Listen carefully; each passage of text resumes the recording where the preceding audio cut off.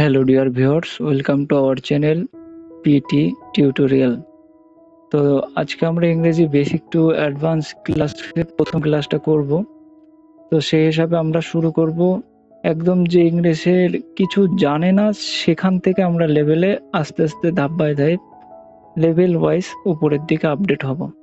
তো আজকে প্রথম ক্লাস শুরু করা যাক। সবাইকে স্বাগতম আমাদের চ্যানেল পিটি টিউটোরিয়ালে। তো প্রথম ক্লাসটা হবে লেটার বা বর্ণ দিয়ে। দেখুন, যে কোনো ভাষা শেখার ক্ষেত্রে আমাদের যেটা প্রয়োজন সেটা হচ্ছে বর্ণ। যে কোনো ভাষা শিখতে গেলে প্রথমে বর্ণ বা লেটার প্রয়োজন। যেমন বাংলায় বর্ণ স্বরে অস্বরা ক খ রস্বই দীর্ঘই প্রভৃতি সব ধরনের ভাষা। দেখুন, বাংলা ভাষা শেখার মতো ইংরেজি ভাষা শিখতে গেলেও ইংরেজি ভাষার প্রাথমিক স্তরে তার অক্ষরগুলি চিনতে হবে। মানে যেটা স্বরে অস্বরে ক খ যেভাবে, ইংরেজিও ঠিক একইভাবে এ বি সি ডি ইত্যাদি বর্ণ রয়েছে। বাংলায় সমস্ত অক্ষরগুলিকে বলা হয় বর্ণমালা, ঠিক আছে, আর ইংরেজিতে সমস্ত অক্ষরগুলিকে বলা হয় অ্যালফাবেট। আপনারা রিলেট করতে পারছেন যে বাংলার সঙ্গে ইংরেজি কিভাবে মিক্সিং হচ্ছে।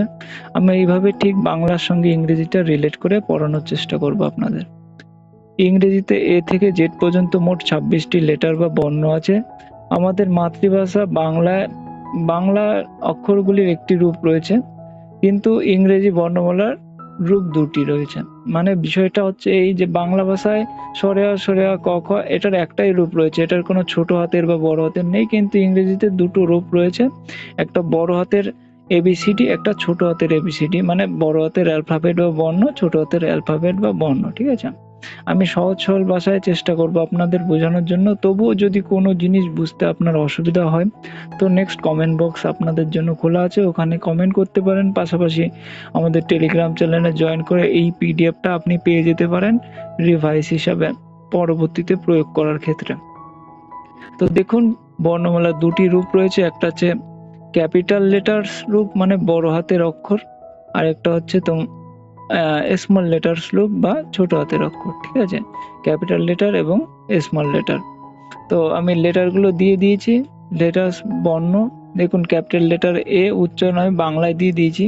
আমি মনে করেছি এখানে একদম যে ক্লাস ওয়ানের বাচ্চা যেভাবে পড়ে ঠিক সেভাবে আপনাদের ইংরেজি সেখান থেকে শুরু করে লেভেল ওয়াইজ ধাপ বাই ধাপ কম্পিটিটিভ এক্সামের ক্ষেত্রে যে পর্যন্ত আমাদের ইংরেজি লেভেলটা টানা প্রয়োজন সেই পর্যন্ত আমরা এগোবো, ঠিক আছে। তো দেখুন, আমি সেইভাবেই, যে ছোট বাচ্চা জানে না এটাকে এ বলতে, বাংলাও জানবে সেই হিসাবে এ, ঠিক আছে। এটাকে বি, বড় শিকারে বি, এটা আছে সি, শিকারে ডি, ই এফ, এটা G, H I J K L M N O P Q R, ঠিক আছে।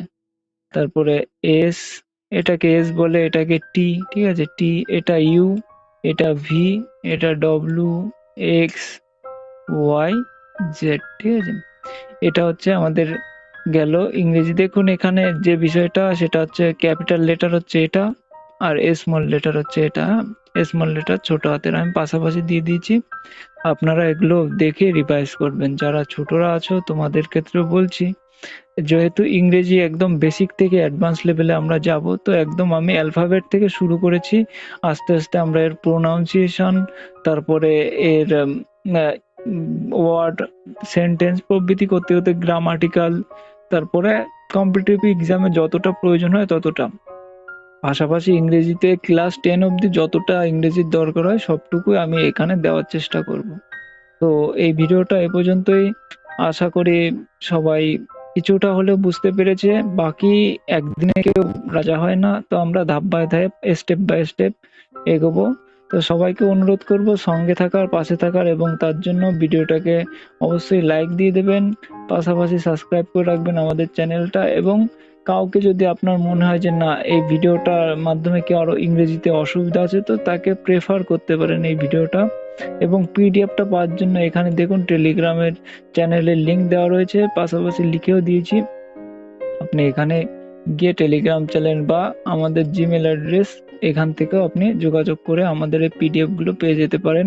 পাশাপাশি আপনার যে কোনো ধরনের অসুবিধা বা কনফিউশন সেগুলো আমাদের সঙ্গে শেয়ার করতে পারেন।